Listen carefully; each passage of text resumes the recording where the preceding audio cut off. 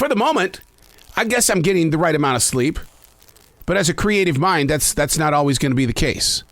And I've studied every reason possible as to why sleepless nights exist. Because your creative energy is driving you freaking crazy. Yeah, you have other expectations you've got to get done. Maybe you got kids. Maybe you got a job that's just consuming everything you do. But in the middle of the night, when your body has finally decided to rest, what's going on? That creative mind is saying, I need some love. I need some attention. Please accept me for what I am. And then you lay there awake all night. Creativity is an addiction. We need each other to get through this. We need your creative energy. It might be in something new because, you know, we're the first generation of COVID-19. We've got to be on new paths in order to rebuild, replenish, and restore. Creativity is an addiction. Unplugged because we will always say yes to creativity. Totally uncut because we all make mistakes. So turn it into a tool. This is Arroe Unplugged. My nose, my nose, my nose, my nose, my nose. It almost feels like somebody is pinching my nose together. Does it sound like it on your side? The Carolinas, the allergies. By the way, if you're in the western part of the United States, all the way up to Montana, Denver, Colorado, and a lot of mid-America, there's like a dangerous heat wave taking place in this present place of now. Praying for you. Praying. I mean, I saw temperatures yesterday, 130 degrees. Really? Really 130 degrees? God.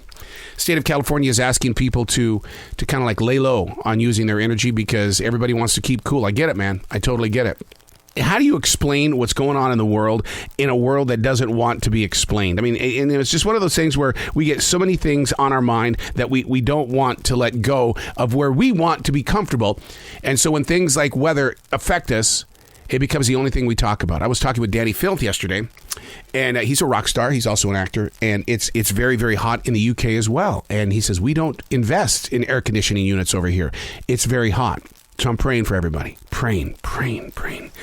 So like when I complain of having allergies here in the South, which is just crazy out of control, wow, compared to everything else, I guess it's nothing.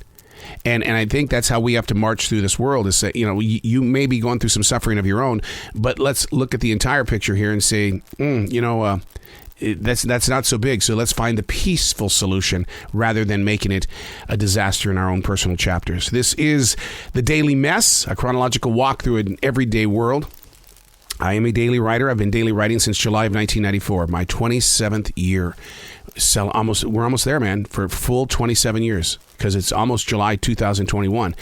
It's about documenting the moment of now. It's about allowing what is happening right now to become words on a page. We may go back to them one day. We may learn from them. It's not my job.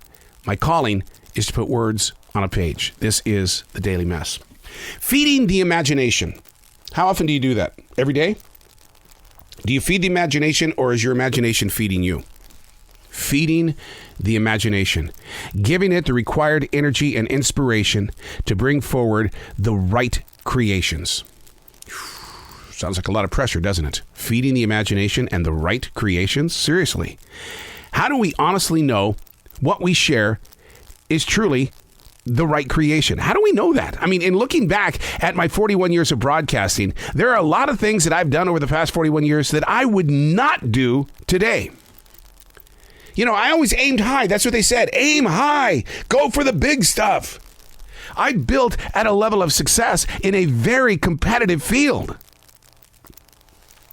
Now, the other side of my heart is saying that I would love to hear the stories of the thousands of radio people that are just like me that were furloughed or terminated because of the COVID-19 pandemic. Thousands lost their job that fast. All of those years of broadcasting dedication, broadcasting loyalty, broadcasting forgiveness. Lord knows you need that in this industry. And all of a sudden, not just your number, but thousands of numbers came up.